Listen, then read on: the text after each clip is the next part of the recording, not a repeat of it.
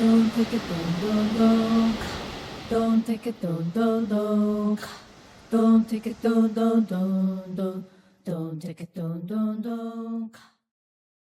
Next up, we have Jen Green, and she will be sharing with us her talk titled Cancer Mindsets.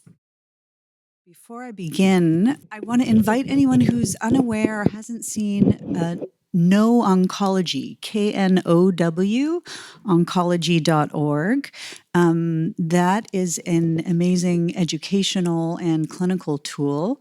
On the back end is a database that we update quarterly for all human studies on natural agents and cancer care. And you can search by tumor type, you can search by side effect management. We have a 2-week free trial, so we're inviting everyone to have a look and have current best evidence at your fingertips. So it is limited only to human studies for our sanity more than anything else. It is missing repurposed drugs. So for that, you want to go to Cancer Choices and see their new updates. And then I'll talk about my actual talk. And I will comment and say, this talk is a combination of having worked as in the integrative oncology field for 25 years, but also a very recent experience for me with head and neck cancer. So I just finished treatment in October. So this is a melding of my process and also the work that I've been doing for so many years with people living with cancer. So what is a mindset? Mindset differs from strategies, specific strategies that we might use to cope with cancer, because it's broad beliefs. You could see it as a filter through which we make sense of the world. And it's very, we have more than one mindset, thankfully, and we are heavily influenced in our mindsets by culture, by religion, by social networks, by media, by trusted people who we choose to attune to in our lives.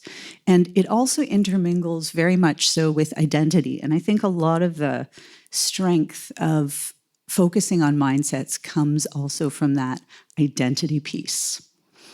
So a mindset is going to provide the framework for how we approach challenges, while our coping strategy offers concrete skills to navigate them.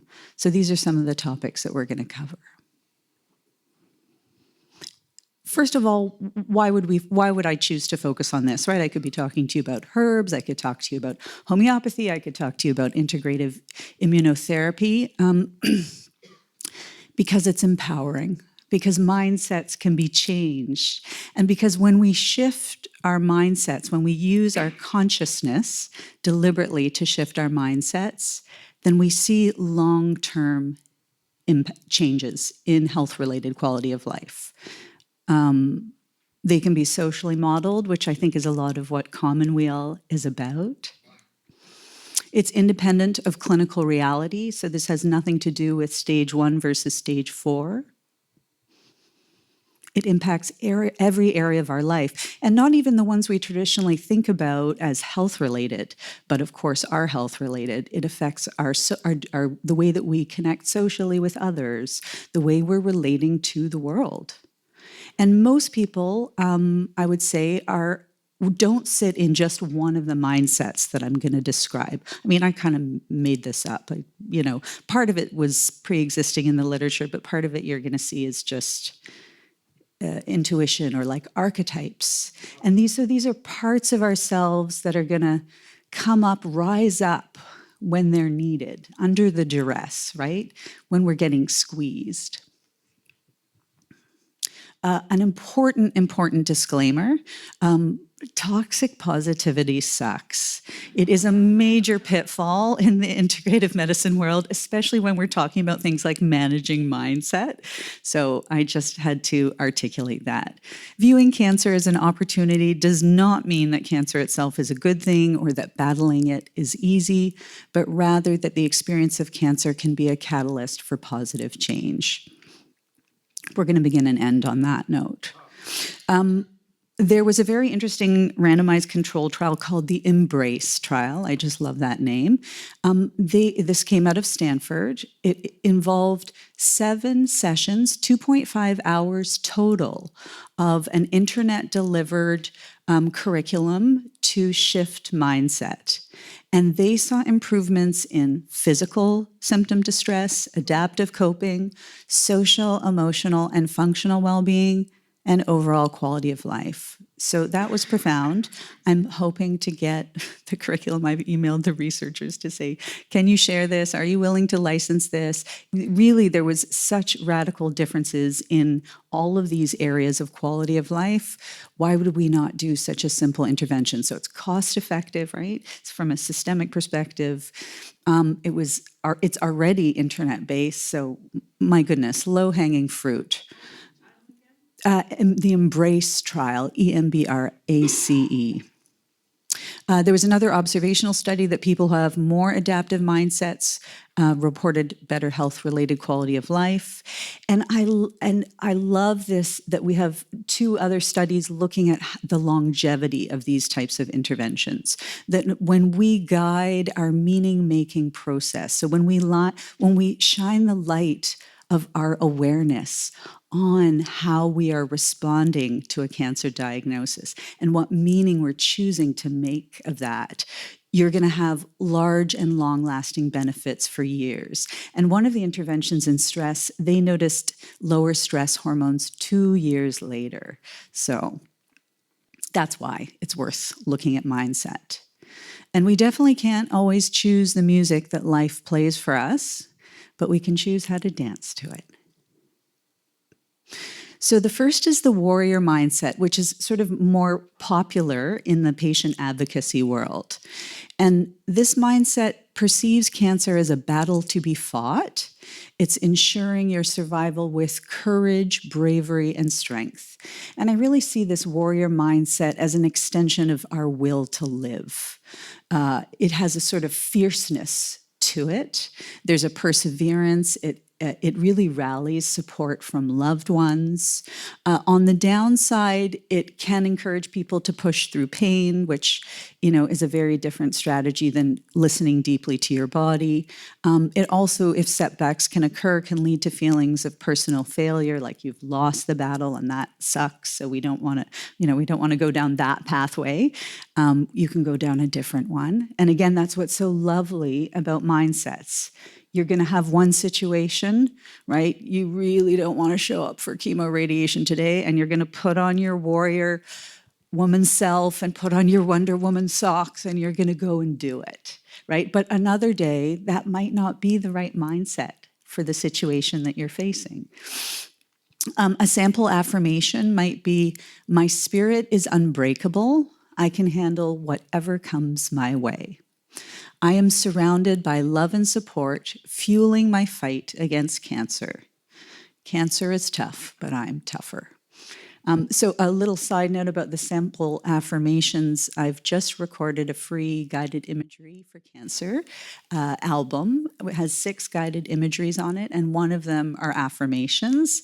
And all of these are in the affirmations. The affirmations for successfully navigating cancer, it's on Spotify and soon to be Apple and all of that. It's got a heavy focus on self-compassion. So the Stoic mindset, isn't she so beautiful? So the Stoic mindset responds to cancer with acceptance, composure, and self-regulation. It sees cancer as a fact of life, right? This is without being consumed with it. It acknowledges what cannot be changed and takes action where possible. There's usually a focus on dignity, virtue, and character. And a very important piece is putting a container around suffering so that there's room for other things. So, the Stoic mindset is really useful when you have to tell both your kids and your parents that you have cancer, right? That's a good part of you to pull up to do that work. From a disadvantages standpoint, I would like to say it can be a little isolating, right? She's standing alone, and there is a little bit of the energy of stoicism, which can be self-isolating, so watch out for that. And then too much detachment is also maybe a little pitfall. Some sample affirmations. I am capable, strong, and naturally resilient. I do what needs doing. Then we have what I call the emergency room doctor mindset. Cancer is a problem and it must be solved, right? We are going to work on this. Knowledge is power. And the focus is on gathering as much information as possible to support the best decision-making possible. There is also an aspect of this mindset that is the inner ER physician who monitors safety, right? When you need to speak to your oncology team because something feels really off, when something might be unsafe. But that sort of very left brain, deep dive researching side is excellent for having a sense of control, for making the necessary, I mean, it's amazing how many decisions need to be made in cancer, isn't it? It's shocking. Overwhelming, certainly. And we can outsource this, right? We can hold this within a family system or within a community, right? You can outsource it and have a professional help be that part and take over. If you don't want to be in that informational world, if you don't want to be exposed to prognoses, which is an important thing to protect yourself from when you're doing research on your own cancer, that, let someone else do that too. And often a family member who's in the medical field can kind of take on this. Sorry, I'm moving away from the. Good. So it can foster some frustration when things inevitably don't go according to plan. So that's something to be mindful of. But a sample affirmation would be, I make wise choices for my own well-being. The spiritual growth mindset, and I actually parsed this out from mindfulness. There's a lot of overlap, but I have a lot of very religious people that I work with. So this is more in that bent, where cancer is perceived as a spiritual journey that causes greater appreciation for life and refines our sense of purpose. The idea is to create meaning from suffering. That's a very personal process, but very important, I would say. There tends to be a focus on acceptance and surrender, a deepened connection to the divine, to God. There's a lot of gratitude and prayer typically with this mindset. And some of the pitfalls might be that it's difficult when we all feel disconnected from God at times. So if it's been a long time or if people have had religious trauma or whatnot, this mindset can be a little bit harder to access. And some sample affirmations are, these circumstances are guiding me to discover even greater courage, strength, and meaning in my life. That was a sticky note from the start on the mirror. It's still there. I accept, and this is Bell Ruth Napperstack's, I accept what I cannot control and trust the bigger picture. The mindfulness mindset, which I think this community is really steeped in and so beautifully skilled at, is responding to cancer by staying present. Rather than ruminating on the past or worrying about the future, observing one's experiences with curiosity, openness, and non-judgment. There's a lot of self-compassion that gets cultivated with a mindfulness practice.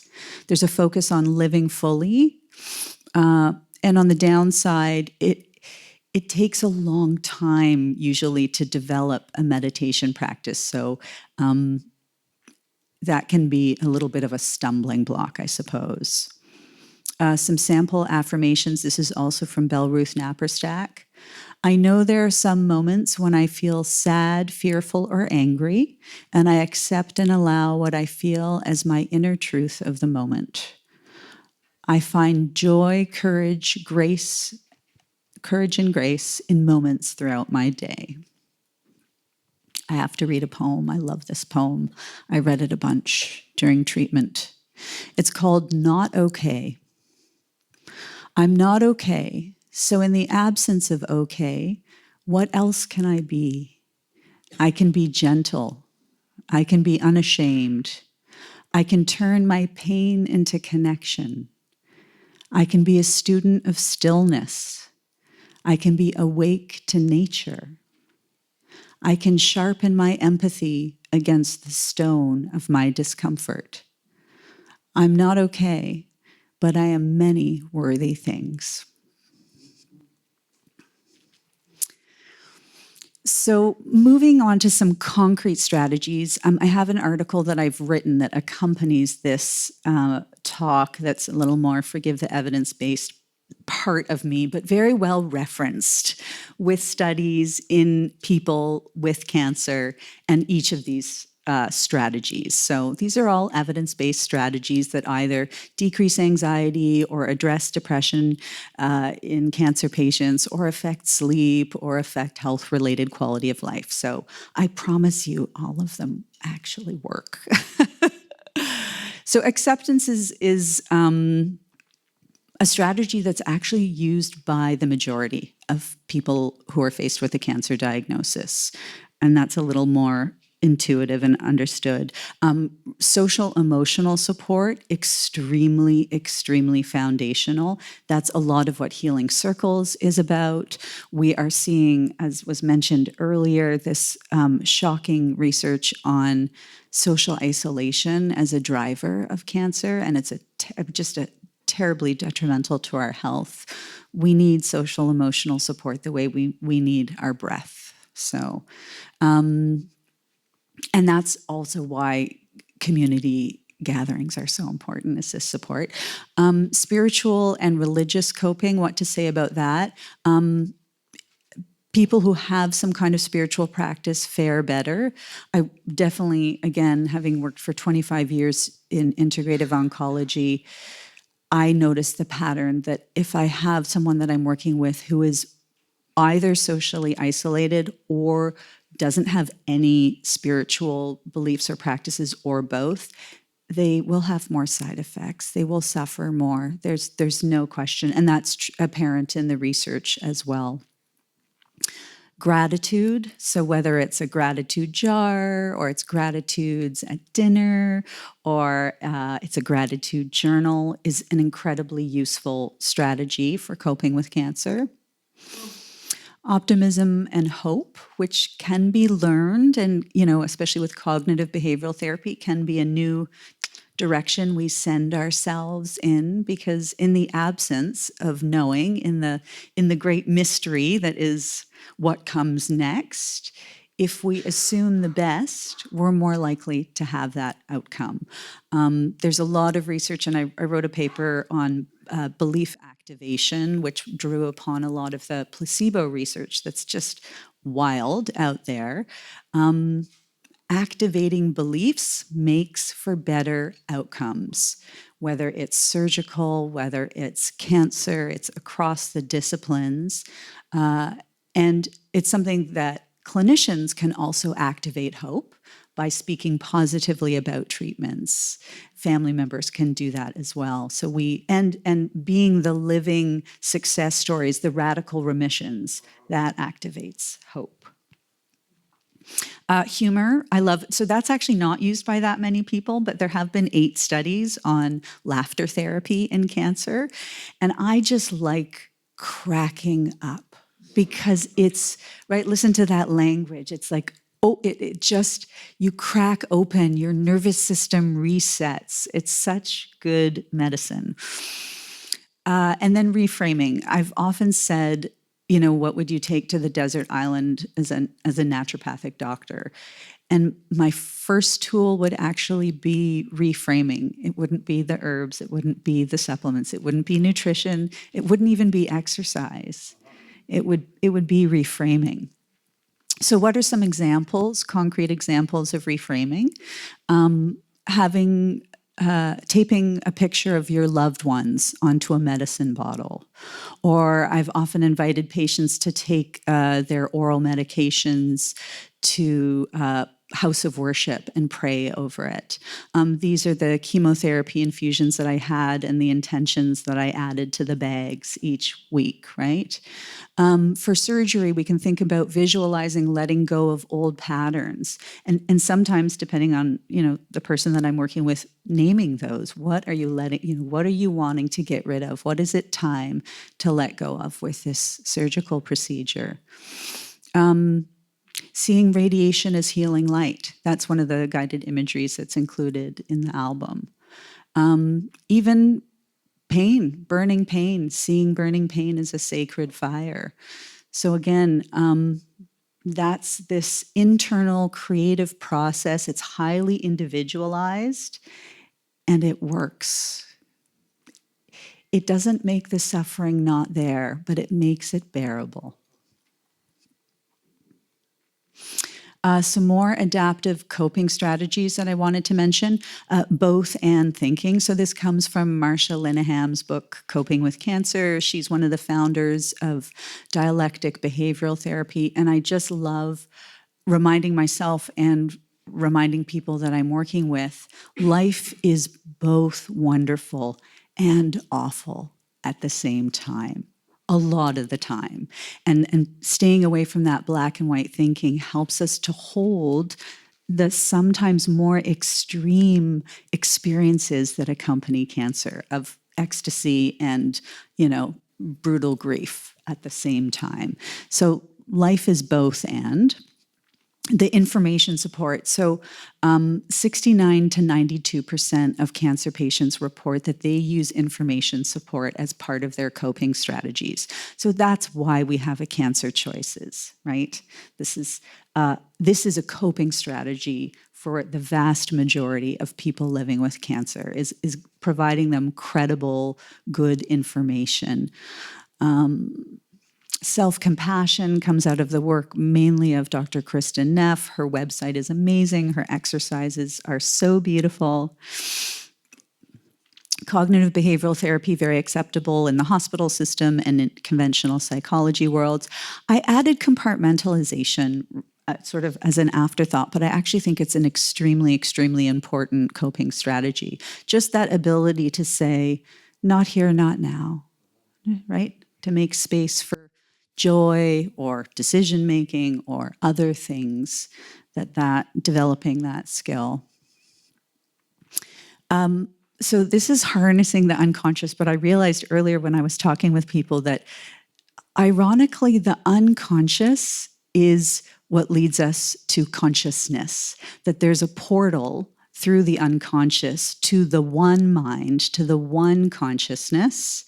And so there are many ways through to access the unconscious, many of which are being talked about here today, right? Poetry, art therapy, medical hypnosis, guided imagery, psychedelic-assisted psychotherapy. So these are different ways to harness the power of our unconscious to power our healing process. Yeah.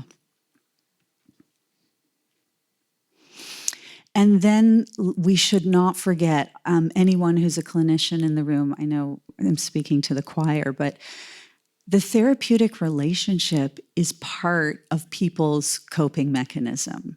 So that sacred bond that is between doctor and patient or anyone in the circle of care for that person, that is part of their coping strategy. And so it's our job to refine ourselves, to work on that.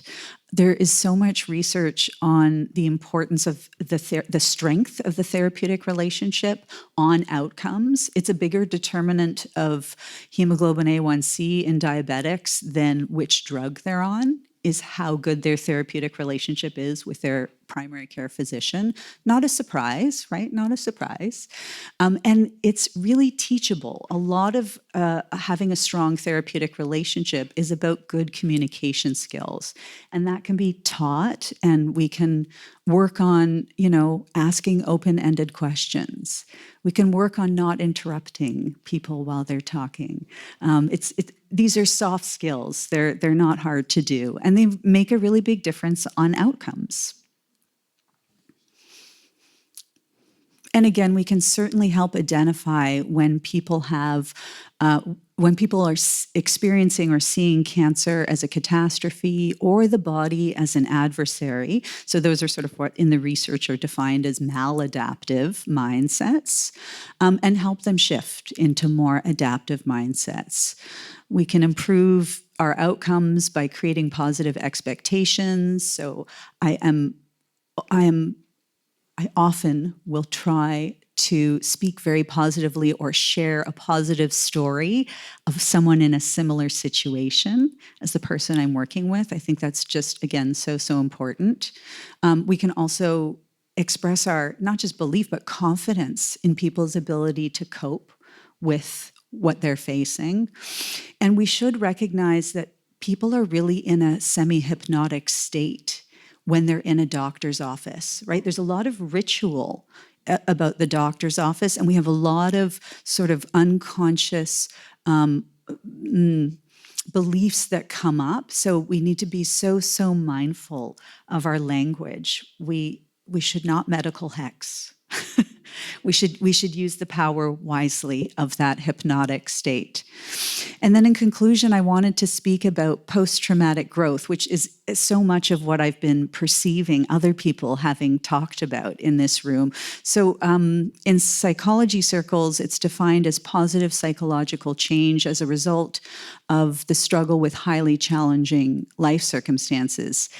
It's really about evolving to a new, post-traumatic growth is about being a new person. There's no going back. There's no going back to the old body. There's no going back to the old way of relating to time and mortality and all of the things. Our consciousnesses have been permanently changed. And so what I love about post-traumatic growth, and I'm glad there's a label for it, not that we need labels necessarily, but it helps us. I will use occasionally this post-traumatic growth inventory as a handout to give to people, not because I care about how they score, but as a way to reflect back so they see their own growth process through filling out the questionnaire. So, in the research, it's associated with better appreciation of life, increased confidence, engagement in spiritual practices, family engagement, and practices which enhance positive social interactions. I would add to that, or myself and my friends would add to that, because I crowdsourced this, living fully in the here and now, which was a theme we've heard over and over again today. Greater self-compassion, self-love, and ability to listen to one's needs. And that awareness of how temporarily we do dwell in these physical bodies, and a sort of reaching out to experience more of the outside of our body's limitations. Thank you. And then I have one more poem I'm going to read, if that's okay. This is a beautiful piece. My friend Tamar, who lives far away, did a picture, a little square for each day of radiation, and texted it to me. So she was with me every day through treatment. And I just love that. A knowing look from the chemo chair, a nod in the elevator. I see your silent pain. A tray of food delivered. The riotous glory of yellow and red flowers, defiant, taking sanctuary in a hug, a card, a moment. So thank you.